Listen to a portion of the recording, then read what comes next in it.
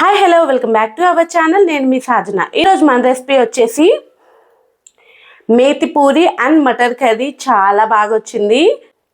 ఇంకా ప్రాసెస్లోకి వెళ్ళే ముందు ఒక చిన్న నోటిఫికేషన్. ఇప్పుడే కానీ మన ఛానల్ ఎవరైనా చూస్తున్నట్టుంటే మాత్రం ప్లీజ్ సబ్స్క్రైబ్ చేసేసుకోండి. అలానే పక్కనున్న బెల్ ఐకాన్ని కొట్టేయండి. ఇంకా ప్రాసెస్లోకి వెళ్ళిపోదాం. ముందుగా అయితే మెంతి కూరను తీసుకోవాలి. అవి కాడలు లేకుండా ఓన్లీ ఆకులు మాత్రమే తీసేసుకొని దాన్ని అయితే ఇలా మంచిగా అయితే క్లీన్ చేసేసుకొని పక్కన పెట్టుకోవాలి. ఆ తర్వాత కడాయిలోకి అయితే కొద్దిగా ఆయిల్ వేసేసుకొని మనం మెంతాకు అయితే మంచిగా వాష్ చేసేసుకొని అందులో యాడ్ చేసుకోవాలి. అది బాగా ఫ్రై అవ్వాలన్నమాట. అంటే దాని పచ్చితనం అంతా కూడా పోవాలి, లేదంటే పచ్చి పచ్చి వాసన వస్తుంది. ఇలా పచ్చి వాసన పోయేంత వరకు ఫ్రై చేసుకొని అయితే పక్కన తీసి పెట్టుకోవాలి. తర్వాత ఒక మిక్సింగ్ బౌల్లో అయితే మనం ఫ్రై చేసి పెట్టుకున్న మెంతాకు, అలానే కొద్దిగా జీలకర్ర, కొద్దిగా ఉప్పు, కొద్దిగా పసుపు కూడా వేసుకొని అయితే మొత్తం అయితే ఒకసారి కలిపేసుకోవాలి. ఆ ఉప్పు మెంతి కూరకి అంతా పట్టేసేయాలన్నమాట. అలా మొత్తం కలిపేసుకున్న తర్వాత గోధుమ పిండి అనేది కలిపేసుకోవాలన్నమాట. నేను ఇక్కడ మొత్తం గోధుమ పిండితోనే చేస్తున్నానండి, పూరి పిండి వాడట్లేదు. ఇలా గోధుమ పిండిని వేసేసుకొని మంచిగా ఒకసారి అయితే రబ్ చేసుకుంటూ ఇలా కలుపుకోవాలి. ఇలా కలుపుకున్న తర్వాత అయితే నీళ్ళని వేసుకుంటూ చపాతీ పిండి వచ్చేంత వరకు అయితే ఇలా కలిపేసుకోవాలి. కానీ మనం చపాతీ చేసుకునే దానికన్నా కొద్దిగా సాఫ్ట్గా కలుపుకుంటే సరిపోతుంది.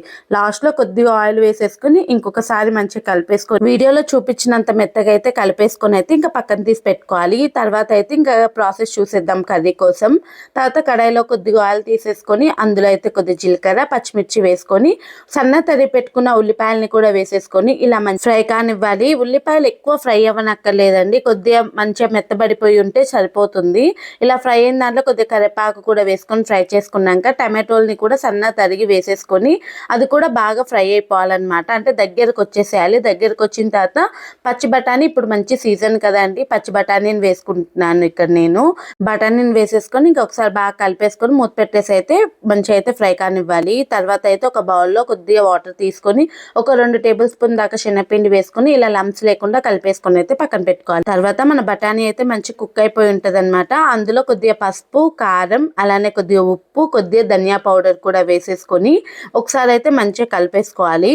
మన స్పైసెస్ అంతా కూడా ఈ కర్రీస్కి అంత బాగా పట్టేలాగైతే ఒకసారి కలిపేసుకున్న తర్వాత మనం కలిపి పెట్టుకున్నాం కదా శనగపిండి, అది అయితే ఇందులో యాడ్ చేసుకొని కొద్దిగా వాటర్ కూడా యాడ్ చేసేసుకొని ఒకసారి మంచిగా కలిపేసుకున్న తర్వాత అయితే మూత పెట్టేసి అయితే ఒక 5 నుంచి 10 నిమిషాల పాటు ఉడికించుకుంటే మనకైతే కర్రీ ఇలా దగ్గరకు వచ్చేస్తుంది అనమాట. ఇలా దగ్గరకు వచ్చిన తర్వాత ఫైనల్గా కొద్దిగా కొత్తిమీర వేసుకున్నామంటే మన కర్రీ రెడీ అయిపోతుంది.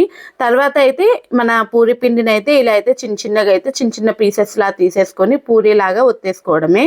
ఇలా పూరీలాగా ఒత్తేసుకున్న డీప్ ఫ్రైకి అయితే ఆయిల్ పెట్టేసుకొని మీడియం టు హై ఫ్లేమ్లో అయితే పూరీలను అయితే కాచుకోవాలి.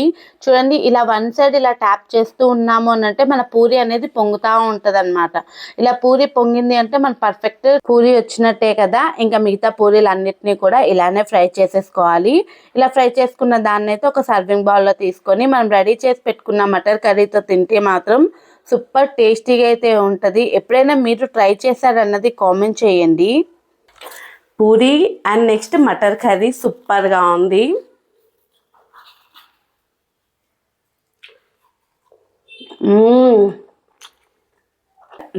ఈ రెసిపీ కానీ మీకు నచ్చినట్టుంటే మీ ఫ్రెండ్స్ అండ్ రిలేటివ్స్కి అయితే షేర్ చేయడం అసలు మర్చిపోకండి. అలానే ఒక లైక్ చేసుకోండి.